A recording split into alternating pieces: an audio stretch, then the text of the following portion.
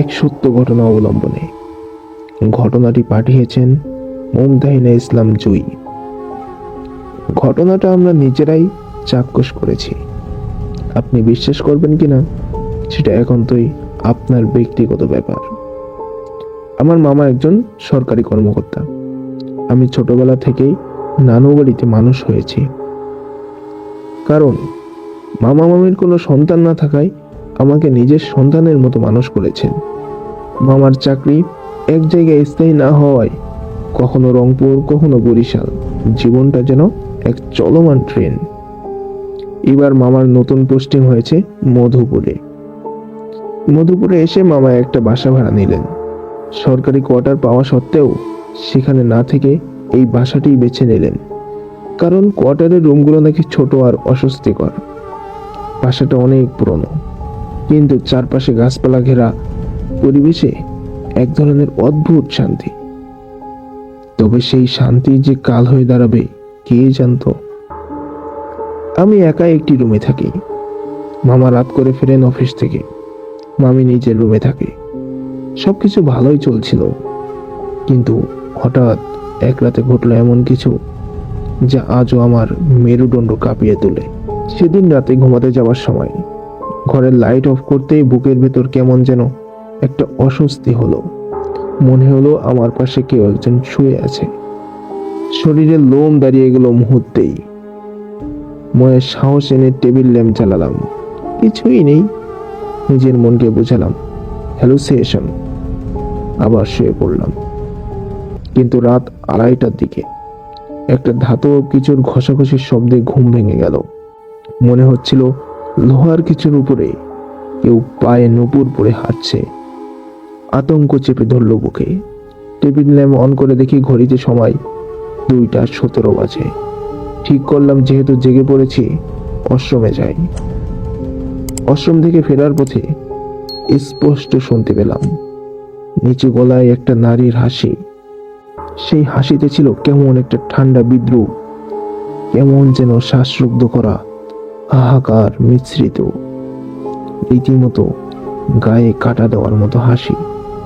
রুমে এসে কম্বলের নিচে ঢুকে গুটিসুটি হয়ে শুয়ে থাকলাম। বাহিরে তখন নিঃশব্দের চেয়েও গভীর কিছু ছড়িয়ে আছে, যেন অদৃশ্য কেউ ঘরের ভেতর হেঁটে বেড়াচ্ছে। হঠাৎ মনে হলো আবারও কেউ আমার পাশে শুয়ে পড়েছে। এবার আর আলো জ্বালালাম না। ধীরে ধীরে শরীর ঘুরিয়ে তাকালাম বাম পাশে।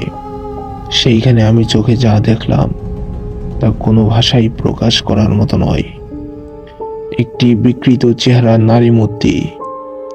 চামড়া যেন পচে যাচ্ছে, চোখ দুটো জল জল করছে লাল আলোয়, মুখ ভর্তি ফাটল, আর ঠোঁটের কোণে ছড়ল একটা বীভৎস হাসি।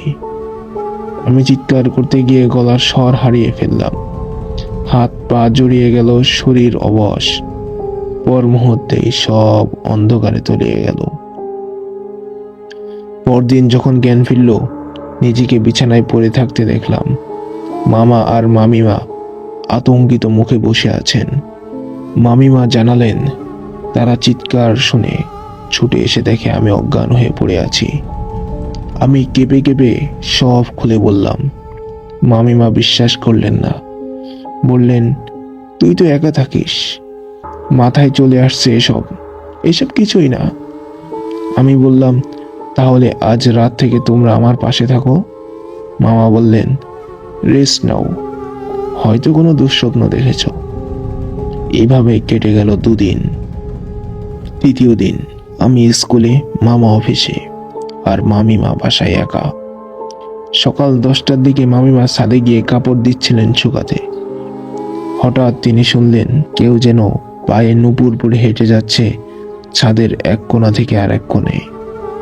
তিনি ভেবেছিলেন নিচের ফ্ল্যাটে কেউ হয়তো ছাদে উঠছে, কিন্তু নিচে কোনো ফ্ল্যাটই নেই। এই বাসাটা ছিল একতলা। তাড়াতাড়ি রুমে ফিরে এসে দরজা বন্ধ করে বসে থাকলেন। মিনিট 10 পরে আবার সেই নুপুরের আওয়াজ। এবার নিচ থেকে নয়, বরং একেবারে তার ঘরের জানালার বাহির থেকে যেন শোনা যাচ্ছিল। ভয়ে হিমশীতল হয়ে যান মামিমা, তবুও সাহস করে আবার ছাদে উঠলেন। এইবার চারদিক ফাঁকা, ঝিরঝির হাওয়া বইছে, অথচ কোথাও কেউ নেই। সেই মুহূর্তে হঠাৎ তার মনে হলো কে যেন তার খুব কাছ থেকে ফিসফিস করে বলছে, আমি তো এখানে। মামিমা ঘুরে তাকাতে না তাকাতেই এক ঝলক ছায়া সরে যায় তার পেছন থেকে। সেদিন থেকেই আমাদের বাসায় শুরু হলো অদ্ভুত সব ঘটনা। মাঝে মাঝে ঘরে থাকা জিনিসপত্র উল্টে যায়, মাঝরাতে কারো কাদার আওয়াজ শোনা যায়, আর আমার ঘরে মাঝে মাঝে টেবিল ল্যাম্পটা নিজের থেকে অন হয়ে যায় ঠিক রাত 2:17-তে। আমরা এখনো সেই বাসাতেই আছি, কিন্তু মামা বলছে অফিসের নতুন কোয়ার্টার পেলে আর দেরি করবে না, চলে যাবে। আমার এখনো মনে হয় আমি ঘুমালে আমার পাশে কেউ শুয়ে পড়ে, নিঃশব্দে, নিঃশ্বাসহীন কোনো এক অদৃশ্য। আজকের ঘটনাটি ছিল এই পর্যন্ত। আশা করছি ঘটনাটি আপনাদের ভালো লেগেছে। ঘটনাটি যদি ভালো লেগে থাকে অবশ্যই একটি লাইক করবেন, এবং আপনি যদি আমাদের চ্যানেলে নতুন হয়ে থাকেন অবশ্যই চ্যানেলটিকে সাবস্ক্রাইব করবেন। আর একটা কথা, আপনার কাছেও যদি এই মতো ভয়ঙ্কর রোমাঞ্চকর ভুতুড়ে গল্প থেকে থাকে, কোথাও শুনেছেন অথবা আপনার নিজের সাথে ঘটেছে, তাহলে অবশ্যই আমাদের সাথে শেয়ার করতে পারেন। সময় করে একদিন আপনার ঘটনাও আমরা পড়ে শোনাবো। আজকে এই পর্যন্তই। ভালো থাকবেন, সুস্থ থাকবেন। খোদা হাফেজ। আসসালামু আলাইকুম।